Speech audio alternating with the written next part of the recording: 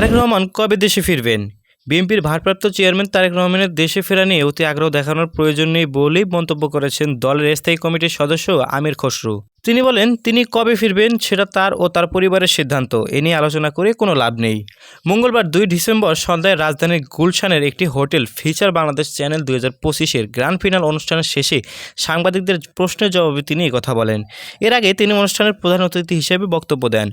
সামাজিক যোগাযোগের মাধ্যমে কয়েকদিনের মধ্যেই তারেক রহমান দেশে ফিরছেন এমন আলোচনার বিষয়ে সাংবাদিকরা জানতে চাইলে আমির খসরু মাহমুদ চৌধুরী বলেন, আমার এরকম কোনো কিছু জানা নেই। ওরকম কোনো কিছু আমাদের কালকের মিটিংয়ে আলোচনা হয়নি।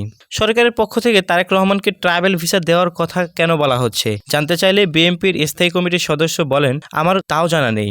সরকার কেন বলছে সেটা আমি বলতে পারবো না। এই বিষয়ে আমি ঠিক জানি না, সুতরাং আমি কমেন্ট করতে পারবো না এই ব্যাপারে। যারা বলছে তাদেরকে জিজ্ঞাসা করলে ভালো হয়।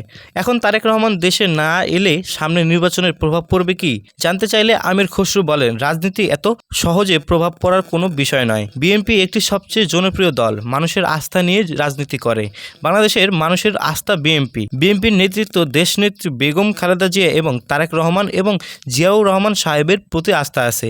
এটা বাংলাদেশের মানুষ যখনই সুযোগ পেয়েছে তখনই প্রমাণ করেছে, ইনশাল্লাহ আগামীর দিনেও প্রমাণ করে যাবে। সো ভিউয়ার্স, আপনার কি মনে হয় তারেক রহমান কি দেশে ফিরছেন বা কবে ফিরবেন তা নিয়ে গুরুত্বপূর্ণ মতামতটি কমেন্ট করতে পারেন আমাদের কমেন্ট বক্সে।